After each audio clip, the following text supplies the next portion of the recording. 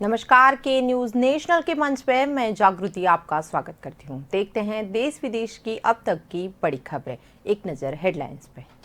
गुजरात के ऐतिहासिक सोमनाथ मंदिर को बड़ी सौगात मिली। प्रधानमंत्री नरेंद्र मोदी ने सोमनाथ मंदिर में योजनाओं की शुरुआत की। 18 वर्ष से कम उम्र के बच्चों को जल्द कोरोना वैक्सीन मिलने की अब उम्मीद जगी है। जॉनसन एंड जॉनसन ने अहमदाबाद में वैक्सीन के ट्रायल के लिए भारत सरकार से अनुमति मांगी। विभिन्न सरकारी कार्यक्रमों के क्रियान्वयन में तेजी लाने के उद्देश्य से पंजाब प्रदेश कांग्रेस कमेटी के प्रधान नवजोत सिद्धू और मुख्यमंत्री कैप्टन अमरिंदर सिंह एकजुट प्रयास पर सहमत हो गए। अफगानिस्तान दुनिया के सबसे गरीब देशों में से एक है, लेकिन अफगानिस्तान में $1 ट्रिलियन यानी कि 74.37 लाख करोड़ रुपए से ज्यादा के मिनरल्स के भंडार भी शामिल है। और मुंबई में गुरुवार को कोविड नियम तोड़कर जन आशीर्वाद यात्रा निकालने के आरोप में 19 लोगों पर केस दर्ज किया गया। खबरें देखें तो गुजरात के ऐतिहासिक सोमनाथ मंदिर को बड़ी एक सौगात मिली। प्रधानमंत्री नरेंद्र मोदी ने सोमवार मंदिर में कई नई योजनाओं की शुरुआत की। प्रधानमंत्री मोदी ने वीडियो कॉन्फ्रेंस के माध्यम से सोमनाथ समुद्र दर्शन पैदल पथ, सोमनाथ प्रदर्शनी केंद्र, नवीनकृत अहिल्याबाई हॉल मंदिर का उद्घाटन भी किया। साथ ही श्री पार्वती मंदिर की आधारशिला रखी गई। पार्वती मंदिर श्वेत पत्थरों से बनाया जाएगा और इसकी ऊंचाई 71 फीट होगी। कार्यक्रम को संबोधित करते हुए पीएम मोदी ने कहा कि सावन के महीने में एक बड़ी शुरुआत हुई। पीएम मोदी ने ये भी कहा कि आस्था को आतंक से कुचला नहीं जा सकता। सोमनाथ मंदिर हमारे विश्व का प्रेरणा स्थल। उन्होंने कहा कि सोमनाथ मंदिर का अस्तित्व मिटाने की कई बार कोशिशें हुई है। मंदिर जितनी बार गिराया गया उतनी ही बार फिर से खड़ा हुआ। आतंक ज्यादा दिनों तक मानवता को नहीं गिरा सकता। आतंक का अस्तित्व स्थायी नहीं हो सकता। दुनिया आज भी आतंकी विचारधारा से पीड़ित है। अतीत के खंडहरों पर आधुनिक गौरव का निर्माण हुआ है। समुद्र भारत का वो प्रतीक है। सोमनाथ मंदिर। पीएम ने कहा कि देश का मूल भाव है सबका साथ सबका विकास। पीएम मोदी ने अपने संबोधन की शुरुआत सरदार पटेल के कामों को आगे बढ़ाने से की। उन्होंने कहा कि सोमनाथ मंदिर को भव्यता देने का काम जारी है। धार्मिक पर्यटन से राजस्व में इजाफा होगा, साथ ही इससे युवाओं को रोजगार भी मिलेगा।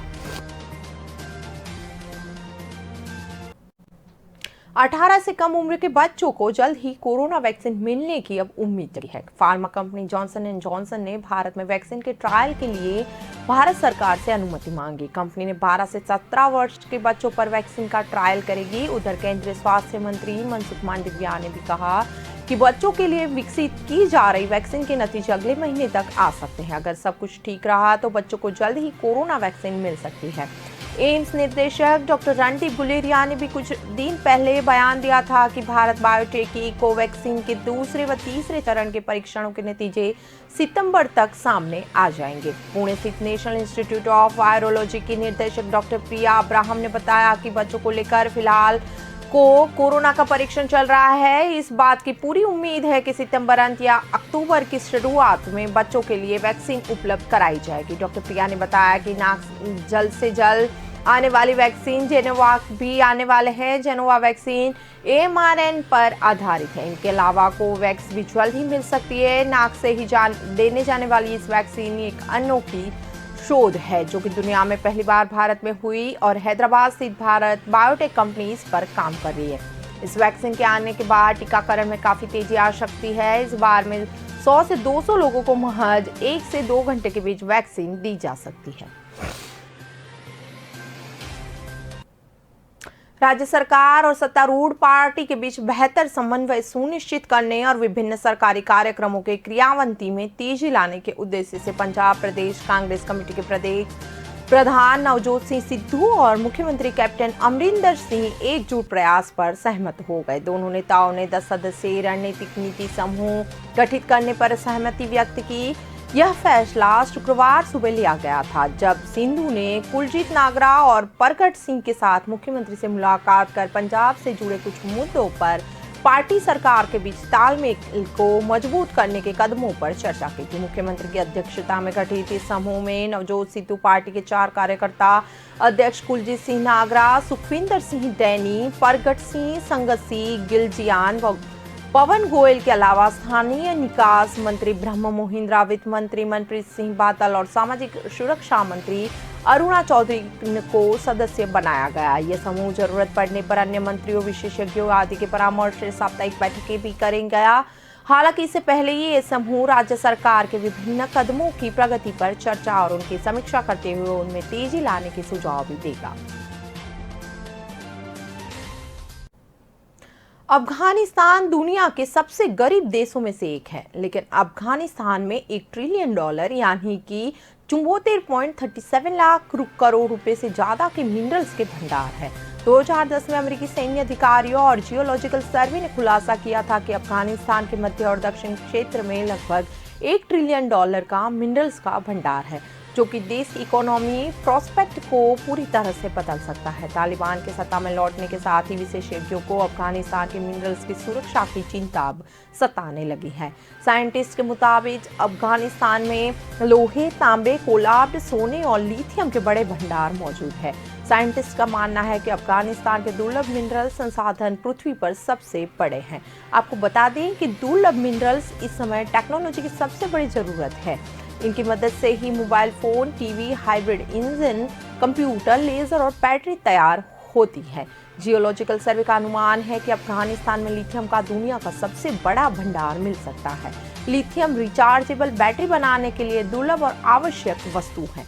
जलवायु संकट के निपटने के लिए यह महत्वपूर्ण टेक्नोलॉजी साबित हो सकता है। शिवसेना की भाजपा से नफरत। मुंबई में गुरुवार को कोविड नियम तोड़कर जन आशीर्वाद यात्रा निकालने के आरोप में 19 लोगों पर केस दर्ज किया, उसमें सामने आए। जिन लोगों पर मुकदमा हुआ है उनमें से ज्यादातर यात्रा के आयोजक हैं। आरोप यह है कि यात्रा के दौरान इसमें शामिल लोग सोशल डिस्टेंसिंग का नियम तोड़ते हुए नजर आए। इधर तक कि उन्होंने मास्क भी नहीं पहना था। इस यात्रा के दौरान केंद्रीय सूक्ष्म, लघु और मध्यम उद्योग मंत्री नारायण राणे ने शिवाजी पार्क जाकर बाला साहब ठाकरे के समाधि स्थल पर फूल चढ़ाया था। राणे के वहां से जाने के बाद स्थानीय शिवसेना कार्यकर्ता अप्पा पाटिल ने कुछ साथियों से मिलकर गौमूत्र और दूध से बाला साहब ठाकरे स्मारक को पवित्र करने का काम किया। इससे पहले शिवसेना सांसद संजय राउत और विनायक राउत के राणे के बाला साहब समाधि स्थल पर जाने का विरोध किया गया था। इस घटना को लेकर पूर्व सीएम देवेंद्र फडणवीस ने शिवसेना कार्यकर्ताओं की तुलना तालिबान से कर दी। उन्होंने कहा, बाला साहब ठाकरे के स्मारक की सफाई करने वाले लोग जंग खाए तालिबानी विचारधारा के हैं। जिन लोगों ने यह काम किया वे बाला साहब की शिवसेना को नहीं समझते हैं। उन्होंने महाराष्ट्र की संस्कृति में अपनी संकीर्ण मानसिकता दिखाई। ये तालिबानी सोच का परिणाम। राणे की जन आशीर्वाद यात्रा के आयोजकों के खिलाफ मुंबई के विलेपाले, खेरवाड़ी, माहिम, शिवाजी पार्क, दादर, चेंबूर और गोवंडी पुलिस स्टेशन में केस दर्ज किया गया है। इन सभी इलाकों से गुरुवार को ये यात्रा गुजरी थी।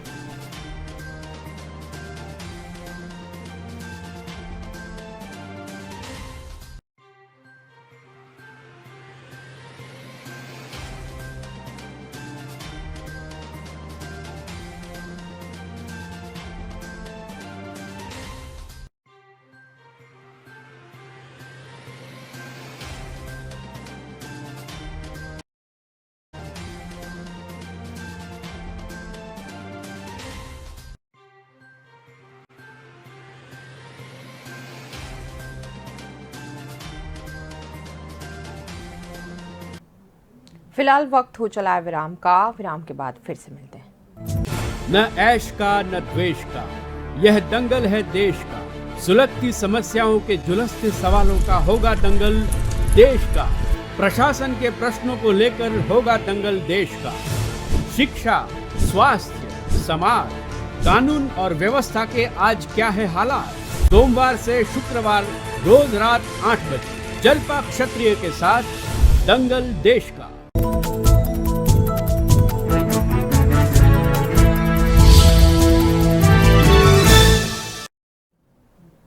ब्रेक के बाद आपका फिर से स्वागत है। तालिबानों का खौफ अब अफगानिस्तान में बढ़ने लगा। तालिबान के चेहरे पर सब नकाब उतरने लगा है। पत्रकारों पर हमले तेज हो गए। आतंकियों ने गुरुवार को काबुल की सुरक्षा पर रिपोर्ट कर रहे स्थानीय टीवी चैनल शमशाद के पत्रकारों की जमकर पिटाई की। उनके कैमरे भी छीन लिए गए। विदेशी मीडिया प्रतिनिधियों को देश के अन्य शहरों में काम करने से रोक दिया गया है। वहीं इन सब के बीच काबुल में जिंदगी दिन ब दिन कठिन होती जा रही है। लोग राष्ट्रीय ध्वज के साथ सड़कों पर मार्च कर रहे हैं। कई जगह इन मार्च का नेतृत्व महिलाएं कर रही है। ये लोग नारे लगा रहे हैं, हमें हमारा सुंदर ध्वज चाहिए। कई जगहों पर तालिबान लड़ाकों का मार्च कर रहे युवाओं से सामना हो रहा है। लड़ाके चिल्लाते हुए प्रदर्शनकारियों पर बंदूकें तान रहे हैं। बाजार भी पूरी तरह से नहीं खुले हैं। कुछ हिस्सों में दुकानें खुल रही है। बैंकों में लोगों की लंबी कतारें नजर आ रही है। एक बात जो काबुल के हर निवासी के चेहरे पर स्पष्ट है, वो है तालिबानी लड़ाकों द्वारा रोके जाने का डर। आज का काबुल 5 दिन पहले से शहर के अलग दिख रहा है। काबुल के पतन से पहले लोग आधी रात तक यहाँ, उसके बाद भी सड़कों पर देखे जाते थे। अब शाम होते ही सड़कें सूनी होने लगती हैं। लोगों के कपड़े बदल रहे हैं। युवा शायद ही जींस टी शर्ट में दिख रहे हैं, सभी पारंपरिक परिधानों में दिख रहे हैं। ओवैसी ने मोदी सरकार पर आज निशाना साधा। अफगानिस्तान में तालिबान के कब्जे के बाद लगातार बिगड़ते जा रहे हालात और महिलाओं के प्रति अत्याचार की आ रही खबरों के बीच असदुद्दीन ओवैसी ने भारत सरकार पर हमला बोल दिया। गुरुवार देर रात AIIM के एक कार्यक्रम में ओवैसी ने कहा कि भारत सरकार को उन महिलाओं की चिंता ज्यादा है जो अफगानिस्तान में है, लेकिन अपने यहाँ की महिलाओं पर वे कुछ नहीं बोलते। AIIM चीफ ने कहा कि भारत में 5 साल से कम की उम्र की महीनों में से एक बच्ची की मौत हो जाती है। वहां महिलाओं के प्रति अपराध और रेप के मामले लगातार बढ़ रहे हैं, लेकिन हमें चिंता अफगानिस्तान में फंसी हुई महिलाओं की ज्यादा है। ओवैसी ने यह भी कहा कि तालिबान के अफगानिस्तान पर कब्जे से सबसे ज्यादा फायदा पाकिस्तान को हुआ है। विशेषज्ञों का कहना है कि अलकायदा जैसे आतंकी संगठन फिर से अफगानिस्तान के कुछ इलाकों में सक्रिय हो गए हैं। ISI पहले से ही भारत का दुश्मन है। हमें ये याद रखना चाहिए कि ISI की तालिबान को कंट्रोल करता है और तालिबान उसके हाथों की कठपुतली है। हैदराबाद के सांसद ओवैसी पहले भी मोदी सरकार पर हमला बोल चुके हैं। 2 दिन पहले उन्होंने ट्वीट के माध्यम से कहा था कि अफगानिस्तान से अमेरिकी सेना की वापसी तय थी। 2013 की शुरुआत में मैंने सरकार को हमारे सामरिक हितों का सुरक्षित करने के लिए तालिबान के साथ संवाद स्थापित करने की सलाह दी थी। अब हमने पाकिस्तान में $3 अरब का निवेश किया, लेकिन सरकार ने उस ओर ध्यान नहीं दिया।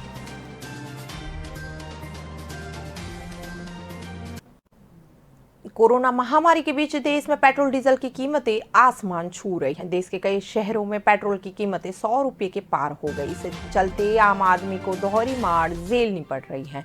बढ़ती महंगाई और पेट्रोल डीजल के बड़े दामों को लेकर भारतीय जनता पार्टी के एक नेता ने विवादित बयान दिया। मध्य प्रदेश के भाजपा नेता ने कहा कि अगर आपको पेट्रोल डीजल सस्ता चाहिए तो तालिबान शासित अफगानिस्तान चले जाइए, वहां सस्ता पेट्रोल मिल रहा है। प्रदेश के कटनी के भाजपा जिलाध्यक्ष रामरतन पायल से पत्रकारों ने पेट्रोल की बड़ी कीमतों के बारे में सवाल पूछा तो उन्होंने कहा कि तालिबान चले जाओ, वहां पेट्रोल 50 रुपये है, वहां से भरवा के लाओ, वहां भरवाने वाला कोई नहीं है। पायल ने पत्रकारों से कहा कि देश में कोरोना की 2 लहरें आ चुकी, तीसरी लहर आने वाली है।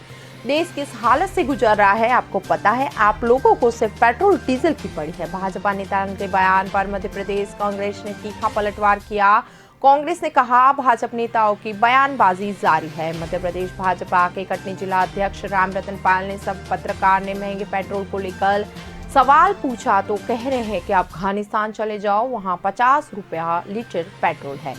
भाजपा नेता को पता नहीं कब सद्बुद्धि दी जाएगी। गौरतलब है कि पेट्रोल की कीमतें लगातार बढ़ रही है, 100 रुपये प्रति लीटर के पार भी पहुंच गई, जबकि डीजल की कीमतें देश भर में अधिकांश राज्यों में लगभग 9 रुपये तक पहुंच गई है।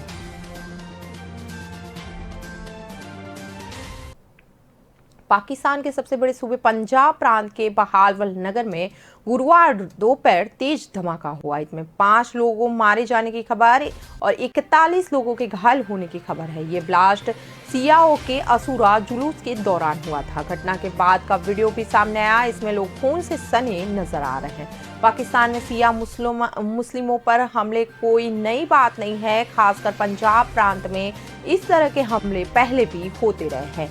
बहावल नगर में यह धमाका गुरुवार दोपहर करीब 3 बजे हुआ, लेकिन हैरानी की बात यह है कि इसके बाद कई घंटे तक इस खबर को वहां के मेनस्ट्रीम मीडिया ने एक तरह से दबाए रखा। बड़े न्यूज चैनल और वेबसाइट्स ने इनकी खबर नहीं चलाई। बाद में सोशल मीडिया पर घटना के वीडियो नजर आने लगे। माना जा रहा है कि पाकिस्तानी फौज और सरकार मीडिया हाउसेस पर सियाओं पर हमले की खबर दबाने के लिए दबाव डालती है। कई सिया नेता भी इस तरह के आरोप लगाते रहे हैं। पाकिस्तान के एक सिया नेता ने जुलूस के दौरान धमाके की पुष्टि की। बाद में न्यूज एजेंसी एपी ने भी बताया कि बहावल नगर में सियाओं के जुलूस पर आतंकी हमला हुआ और इसमें 30 लोग के घायल होने की खबर है। हालांकि उनसे मरने वालों की जानकारी अभी तक प्राप्त नहीं हुई।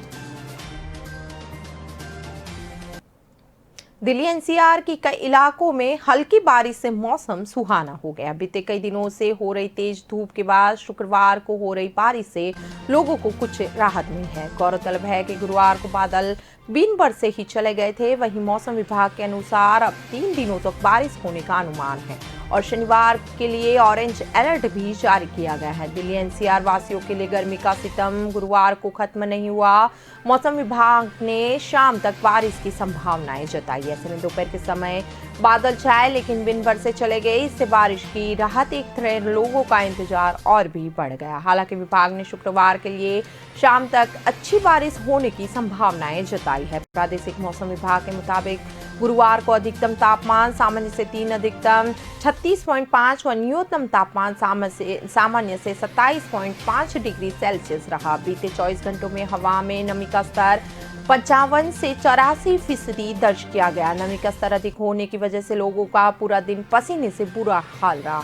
चिलचिलाती धूप के कारण घरों से बाहर निकले लोगों की बेचैनी बढ़ती रही। गर्मी से राहत पाने के लिए लोग शीतल पेय पदार्थों का सहारा लेते दिखे। दिल्ली के विभिन्न मादक केंद्रों की बातें करें तो पालम में अधिकतम पारा 37.2, लोधी रोड में 36.8, रीज में 36.5, गुरुग्राम में 37.4, जफरपुर में 37.9, नफरनगर में 38.7 व स्पोर्ट्स कॉम्प्लेक्स में 38 डिग्री सेल्सियस दर्ज किया गया। फिलहाल वक्त हो चला एक ब्रेक का। ब्रेक के बाद फिर मिलते हैं। न ऐश का न द्वेष का, यह दंगल है देश का। सुलगती समस्याओं के जुलसते सवालों का होगा दंगल देश का। प्रशासन के प्रश्नों को लेकर होगा दंगल देश का। शिक्षा, स्वास्थ्य, समाज, कानून और व्यवस्था के आज क्या है हालात। सोमवार से शुक्रवार रोज रात 8 बजे जलपा क्षत्रिय के साथ दंगल देश का।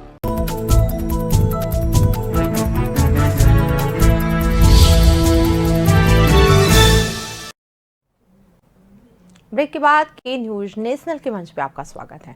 इस्लामिक आतंक एशिया से अफ्रीका तक अपनी जड़ें फैला रहा है। अफ्रीकी देश बुर्किना फासो में बुधवार को हुए आतंकी हमले में 80 लोगों की मौत हुई है। देश के राष्ट्रपति रोचमार्क कृष्ण काबोर ने 3 दिन का शोक घोषित किया। देश के सूचना मंत्रालय के मुताबिक उत्तरी प्रांत सो में हुए इस हमले में 65 नागरिक और 15 सैनिकों की मौत हुई है। ये इलाका 3 बॉर्डर जोन में आता है, जहां 3 अफ्रीकी देश बुर्किना फासो, माली और नाइजर मिलते हैं।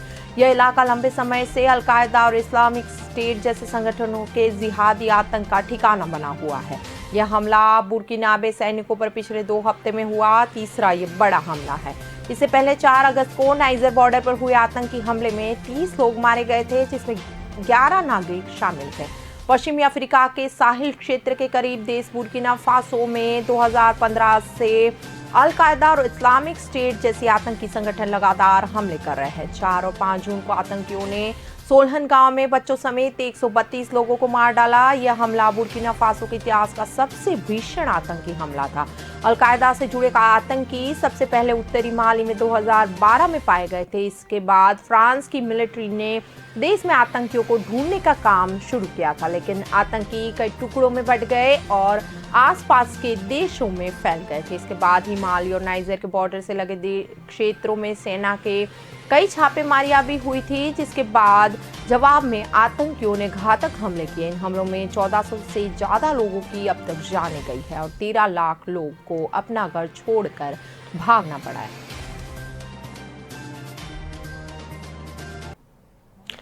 सिंगापुर में नियम तोड़ना भारी पड़ गया है। यहाँ के कोर्ट ने एक ब्रिटिश नागरिक को सार्वजनिक स्थल पर मास्क न पहनने के चलते 6 हफ्ते के लिए जेल में भेज दिया। हाई कोर्ट ने अपने आदेश में कहा कि नियम और कानून का लगातार उल्लंघन करने वालों के लिए ये सजा एक मैसेज है। लोकल मीडिया रिपोर्ट्स के मुताबिक इस ब्रिटिश नागरिक का नाम बेन्यामिन लीन है और उसकी उम्र 40 साल है। यह व्यक्ति लगातार मास्क पहने बगैर पब्लिक प्लेसेस पर देखा जा गया। उससे कई बार वार्निंग भी दी गई थी।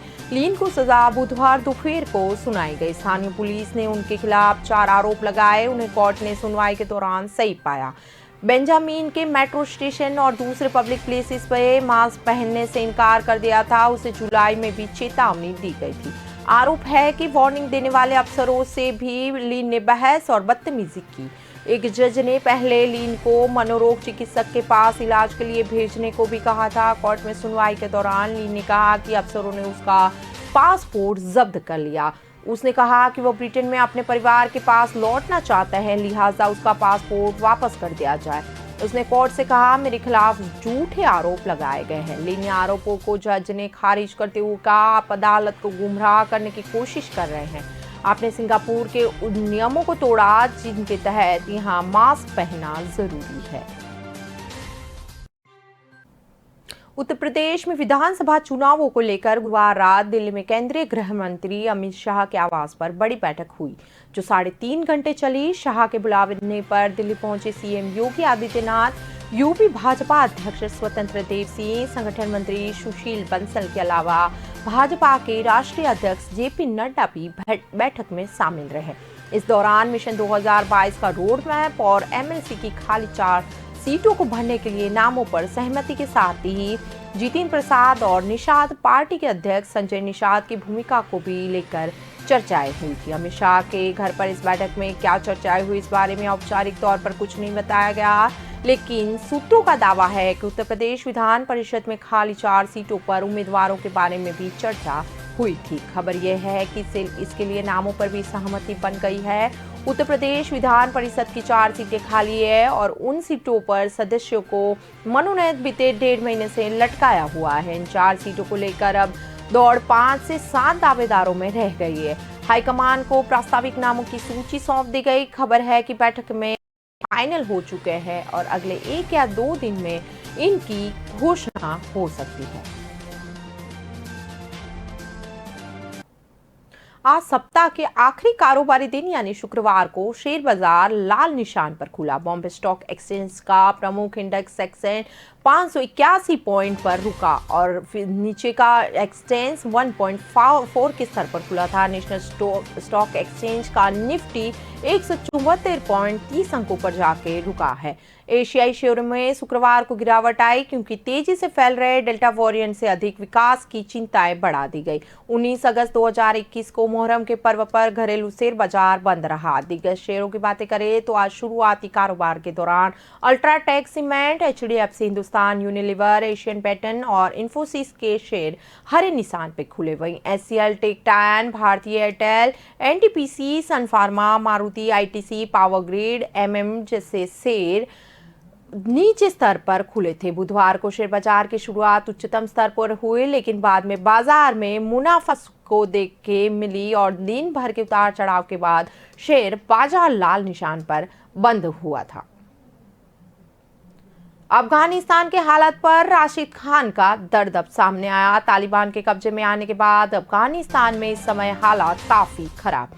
पूरे अफगानिस्तान में अफरा तफरी का माहौल और लोग अपनी जान बचाने के लिए इधर उधर भाग रहे थे। इसी बीच अफगानिस्तान के स्टार खिलाड़ी राशिद खान ने अपने देश के स्वतंत्रता दिवस के मौके पर एक भावुक ट्वीट भी किया। बीते दिन 19 अगस्त को अफगानिस्तान के स्वतंत्रता दिन के मौके पर राशिद खान ने ट्वीट कर कहा, आइए आज हम अपने देश को महत्व देने के लिए कुछ समय निकालें और बलिदानों को कभी न भूलें। हम शांतिपूर्ण, विकसित और एकजुट देश के लिए आशा और प्रार्थना करते हैं।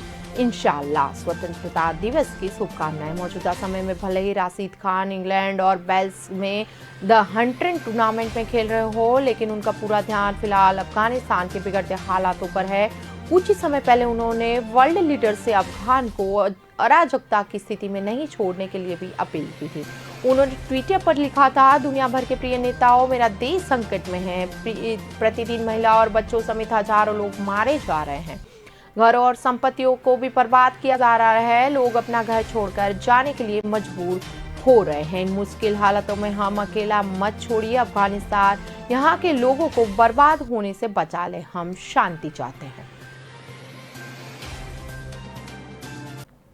अभी खबरों में बस इतना ही। ज्यादा खबरों के लिए जुड़े रहें के न्यूज़ के साथ। धन्यवाद। नमस्कार।